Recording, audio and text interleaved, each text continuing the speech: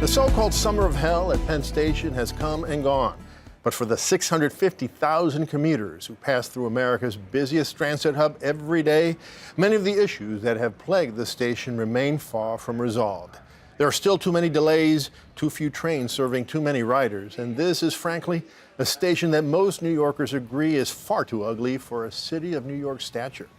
The multi-billion-dollar Gateway project to dig 2 new tunnels under the Hudson River will add capacity to the system, but that just means that thousands more will enter and leave the existing station every day. That's why our next guest says that now is the time to rethink, renew, and rebuild Penn Station, and he's got a plan to do it. Vishaan Chakrabarti is an architect and professor at Columbia University. He ran the Manhattan office of the Department of City Planning under Mayor Bloomberg and is a veteran of earlier Penn Station proposals. He joins me now. Vishaan, welcome to the program. Thank you. So Vishaan, first of all, after the summer of hell, I think most New Yorkers know that Penn Station has a lot of problems. What are the problems at Penn Station that your plan would resolve? Well, the hell isn't over, very clearly, for most people who use that station. What our plan tries to resolve is really 3 things: capacity, safety, and dignity. Capacity, you mentioned Gateway in your introduction, and as you said, Gateway, if built, 2 new tunnels under the Hudson, very much needed because of damage to the existing tunnels from Sandy and so forth.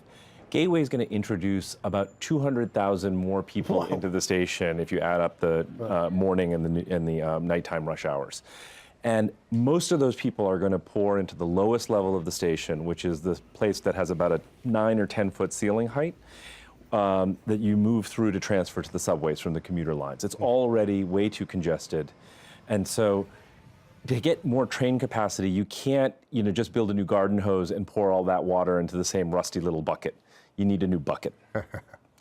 So it works very well. It pairs with the Gateway plan in terms of bringing new capacity to the station. The second thing in terms of safety, we've already had some bad incidents in Penn. People have been hurt in stampedes, and frankly, incidents that weren't even that severe.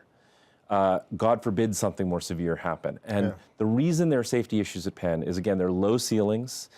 It's very disorienting. You don't know where to go in the event of an emergency, right? You don't have any sense of where the entrances are. So you can ask your average New Yorker, if there was an event, would you rather be in Grand Central Terminal or would you rather be in Penn Station? And even if people who aren't architects and engineers, they know intuitively they'd rather be in Grand Central Terminal because there's light, there's air, you know where the streets are, you know where the exits are, you know how to get out. That's a much more problematic thing in Penn as it exists. And then the third thing is what you mentioned, is ugliness. It's just not a dignified way to enter and exit this great city.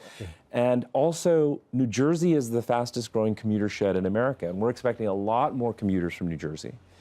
And the current things that has been done at Penn, and I think those are good things, like opening up the West End Concourse underneath the Farley Post Office and just the Farley plan in general, that's a good thing. But it actually doesn't help, especially riders from New Jersey, very much. And it doesn't help the main part of the station. But as functionally beneficial as your plan is, I mean, the thing that grabs you right off the bat is how beautiful it is. Can you give us a very brief summary of the highlights of the changes that you're proposing? Well, one of the big challenges has always been that even if you could get the garden to move, how do you build a new station where the garden sits? Because with all those people down there building new foundations, new structure and all of that, it's very expensive, it's very disruptive. And we really had a kind of aha moment when we realized that if the garden moved, that we could recycle the existing building. The structure is still sound. So in other words, you'd rip away the ugly skin of the garden as it exists today. The concrete skin. We would reclad it in this glass. We would very sustainably, passively heat it and cool it, which means that you could move in and out of the station without actually having to go through doors most days. And so if you know King's Cross Station in London, it's a very similar set of strategies were used. But the key is, because it's a recycling plan, it's much cheaper to build.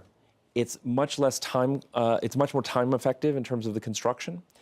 And you can still get a beautiful station. How much would it cost? Well, we had a cost estimate done that was fairly sophisticated cost estimate that's about $1 billion. Now, I know that's a lot of money, but you consider that we've spent about 5 times that for the train station down at the World Trade Center site. And that doesn't handle anywhere near the numbers of people we're talking about. That's actually a fairly low number for something of this magnitude. Makes sense. The New York Times loves it. Most architects love it. New Yorkers will love it when they see it. Does Governor Cuomo love it? Well, you'd have to ask Governor Cuomo that Well, question. yeah, I mean, it's important. It's an important vote. It's a very important vote. The governor, in this case, probably more than the mayor, has the most say over this. Yeah. Long Island Railroad and so forth are really state entities. I don't think the governor's office is closed to the idea. I think they wanted to make sure that they got Farley off the ground, and they're working very hard to do that. And I applaud them for that. It's an important project. But I think it's important to view Farley as a phase one to the larger fix, because Farley at its best is going to serve about 20% of the people who use the station. So that leaves still 500,000 people a day under Which your the plan guard. would result. So Vishaan, are you optimistic that this is going to happen? I'm always optimistic, and I'm optimistic this could happen because it's achievable. I think a lot of the stuff we've looked at for Penn Station has been really pie in the sky. Yeah. This has a clear achievability factor to it. That doesn't mean it's easy, but I would argue it's easier than the World Trade Center or Hudson Yards or a bunch of other things. This is New York. We can build tough things. We've proven that. Well, I hope it does, because it's beautiful. Thank you so much, Vishaan, for joining us today. Thanks for having me.